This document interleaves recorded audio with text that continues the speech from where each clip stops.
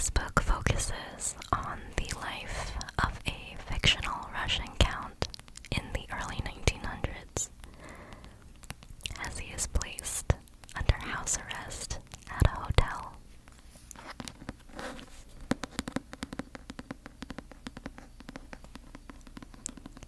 And the Count encounters a wide variety of extremely eclectic and quirky characters.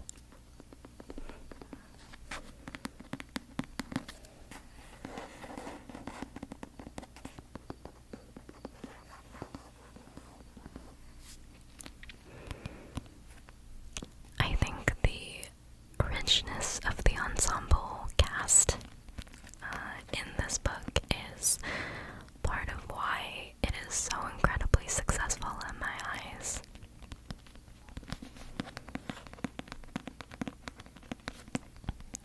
It almost has a slight kind of lemony snicket feel to it. Of course, without the fantastical elements or the biting satire, but the wide variety of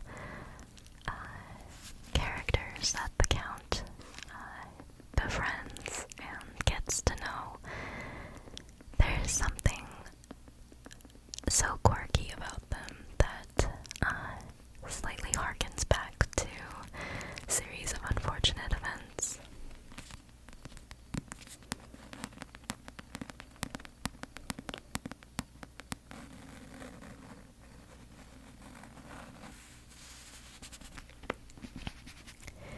It has a little bit of intrigue and suspense, but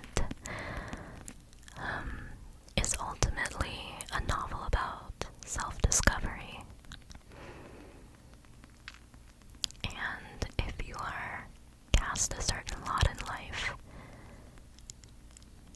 can you still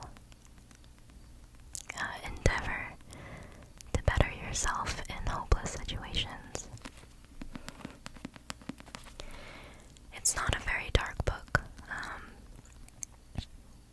It has, of course, light dark moments, but overall, the richness of the language and the complexity and real nuance that's explored, it just swept me away.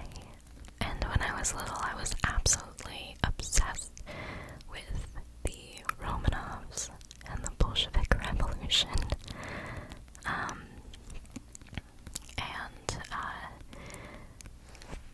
the political background of this novel is incredibly interesting as well. If you are at all interested in sort of the Russian Revolution and the balance of power in Russia in the early 1900s, you will find this interesting.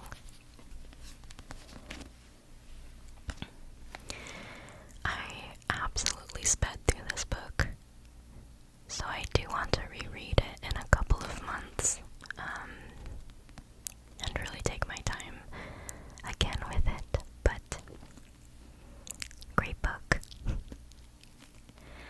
I think they're making a movie out of this, which I'm not sure about, because part of the joy of reading this book is the language.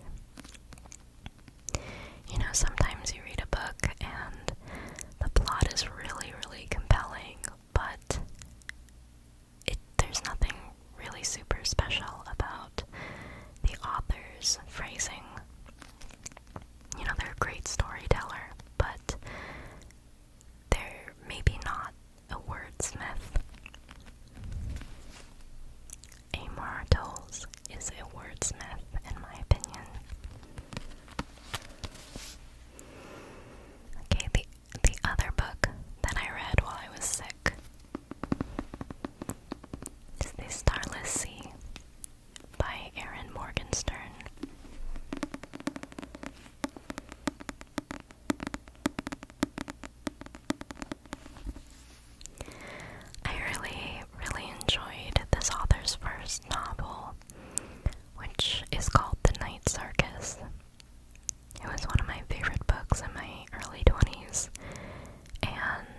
was excited to pick this one up.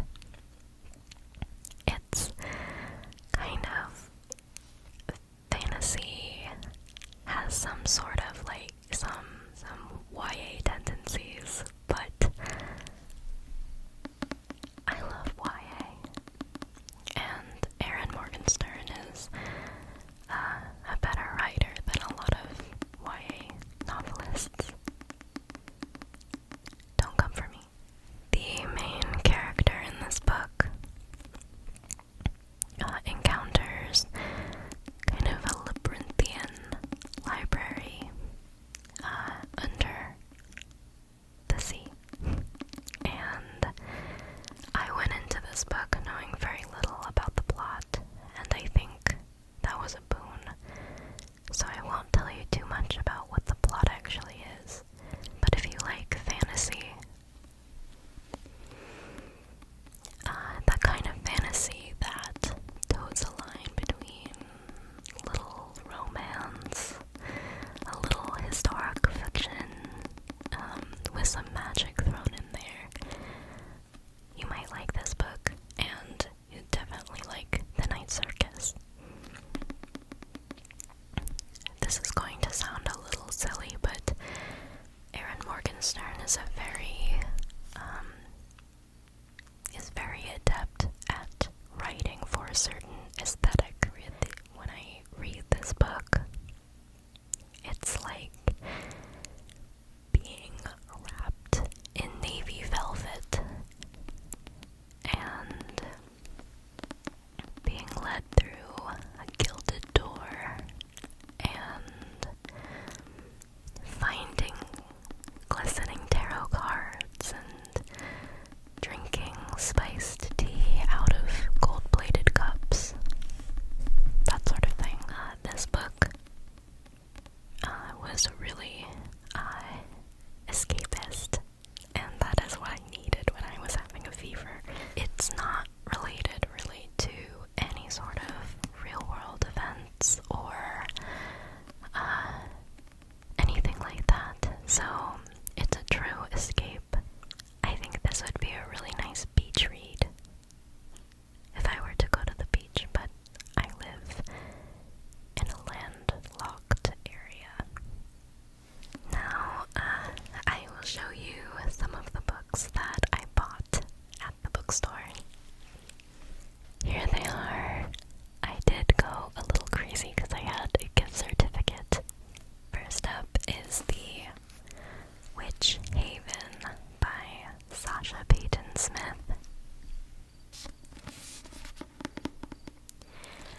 And this is sort of a historical fantasy novel along the same lines as the Erin Morgenstern books. I think one of my favorite books growing up was A Great and Terrible Beauty by Libba Bray. And I think that book really shaped my sort of favorite genre for very light reading. I remember loving The Paper Magician as well, and this sort of like early 1900s, late 1800s aesthetic mixed with witchcraft is just my favorite escape. Let's read the back and see what it's about. Haxahaven Academy. Rules for Young Witches. Number 1. Mind your instructors. Number 2. No unsupervised spell work. And number 3. Don't leave after dark.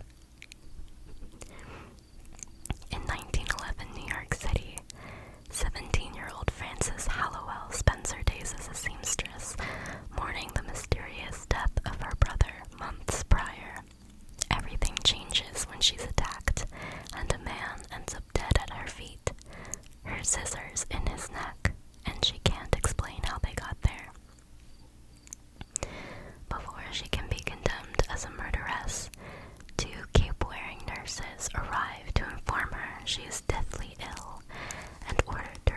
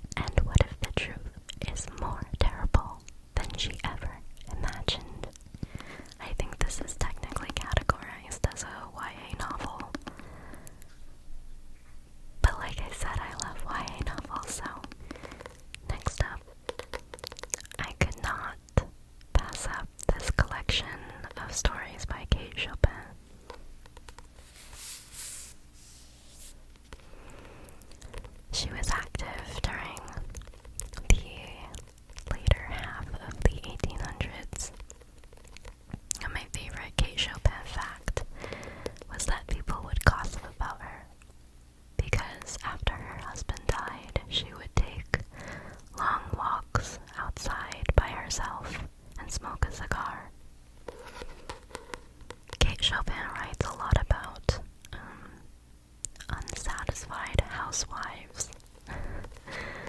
That's a common theme in her books. Book contains The Awakening, which is Kate Chopin's probably most famous work, and then a collection of short stories, including Story of an Hour, which is one of my absolute favorite short stories by her. I don't remember if I said this in my last book, but in my last video, but short stories are my favorite form of written art to consume. I like having copies of my favorite stories in my library. Some of the classics like Dubliners, Picture of Dorian Gray, Pride and Prejudice, sort of the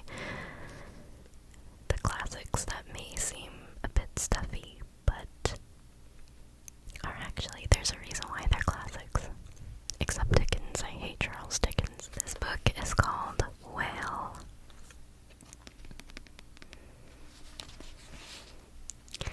And the author's name is John Myung-kwon, translated from Korean by Ji-young Kim. Admittedly, I don't really know anything about this book. I had never heard of it, but the jacket description just grabbed me, and I'm really excited to crack into it.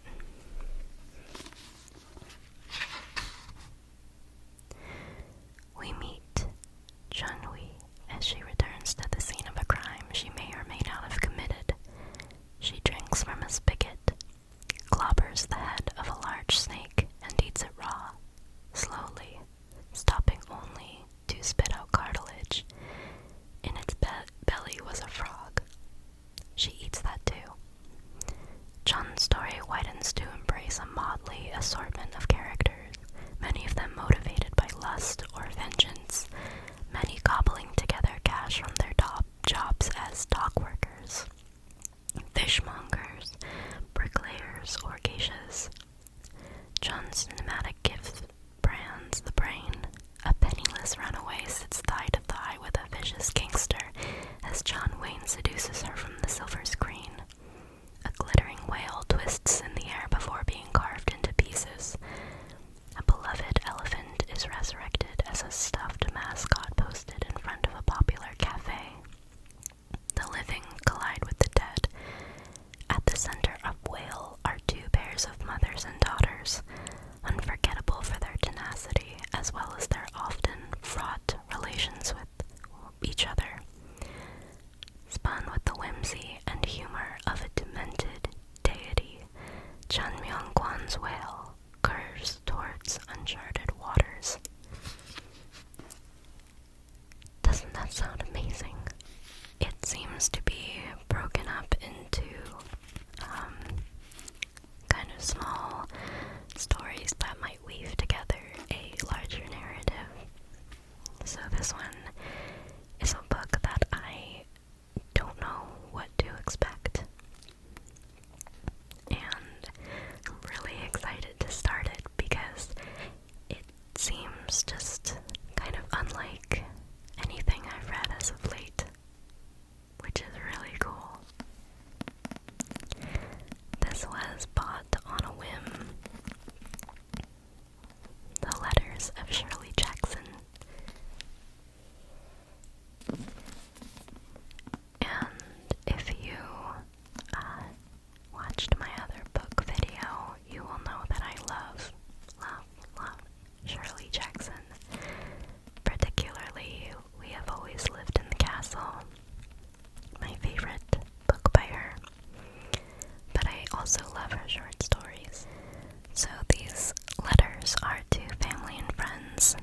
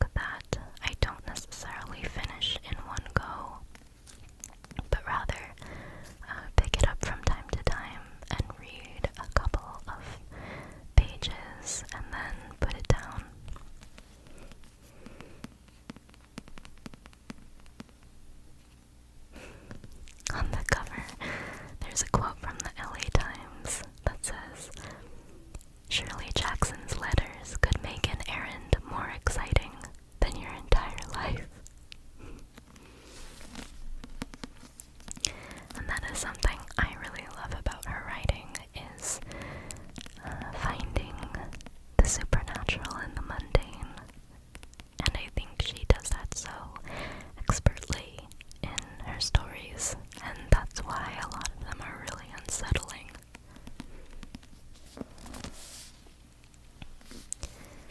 So I'm very excited and happy to add this to my collection.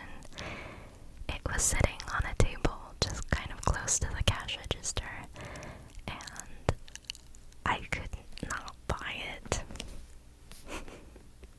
I have yet another Odessa Moshfegh to add to my library. Eileen is another one of my favorite books. So this book, My Year of Rest and Relaxation, I know a little bit about the premise because my friend was reading this on a vacation we went to together.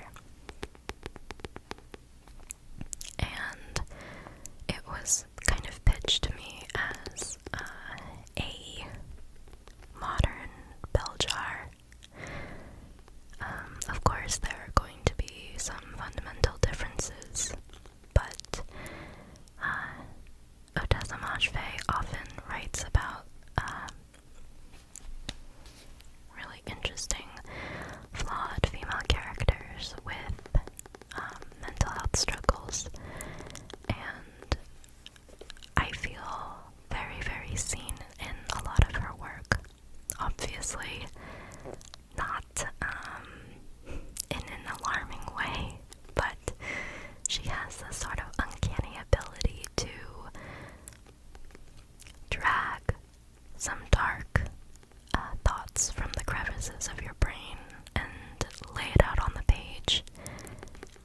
And there's something really intimate about her writing about her characters. Definitely not for everybody. And I think if you are actively struggling with mental health and are triggered by pretty intense descriptions of things like psychosis or mental breakdowns, or sort of stuff like that, I would maybe say Odessa Moshfegh is not the writer for you at this moment in your life. Regardless, I am pumped to crack this one open too. So, on the back it says, our narrator should be happy, shouldn't she? She's young, thin, pretty, a recent Columbia graduate, works an easy job at a hip art gallery, lives in an apartment on the Upper East Side of Manhattan, paid for, like the rest of her needs, by her inheritance,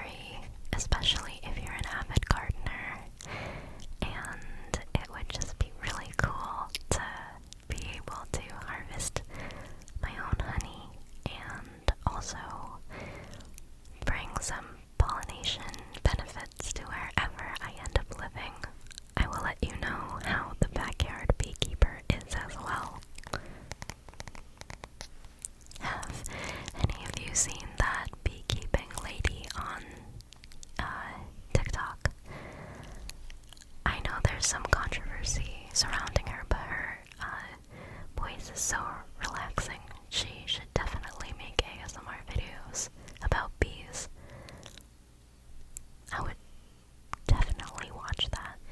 I know she's been criticized for maybe not portraying the most realistic beekeeping life, but her videos are really enjoyable. To me, if I were a beekeeper, I would be wearing the full outfit, you know, like she just kind of goes in with her Disney princess hair and like picks bees up with her bare hands. That's crazy. I have read it was on Reddit, so take it with a grain of salt, but I have read people who are professional beekeepers as well who say that she doesn't necessarily portray the most accurate picture of being a beekeeper, but I don't know, I really want to learn more about it. I've been thinking a lot about pollination recently because I have a zucchini plant that is absolutely huge, and I've been having to pollinate my own zucchini plant, and to be honest, I know this is like ridiculous, but it feels a little bit like I'm violating my zucchini plant when I have to pollinate it. So it would be helpful if I had bees to pollinate for me, so I wouldn't have to do it myself. I don't know if bees would alleviate that problem, or if like hand pollinating is just something you kind of have to do with zucchinis, but it feels wrong. I don't know how else to put it. And if I don't pollinate my zucchini plant by hand, it won't grow like fruits. It won't grow. I've tried, believe me, I've tried leaving it, and you can tell there's male and female flowers, and female flowers are at the end of like the zucchini fruit, and the male flowers are not attached to the end of anything. It just looks like a stem. I've tried just leaving them be. I've tried kind of cracking the flowers open so that pollinators can get in more easily, and it doesn't work. It only produces like the full size zucchini fruit. If I take the stamen from the male flower and pollinate the female flower, like, do you know what I mean now when I say it feels like I'm violating my zucchini plant? It's like, it would be cool if I didn't have to do that. Currently in my garden, I have basil, cilantro, cucumbers, like 5 different types of cherry tomatoes that all mostly sprouted from tomatoes that fell to the ground last year, which is really cool. I had a strawberry plant that produced exactly like 5 fruits, and my dog ate most of them. He also loves eating the cherry tomatoes. I had sugar snap peas that were amazing. Dill. Tons and tons and tons of dill. Oh my gosh, the dill took over my herb garden.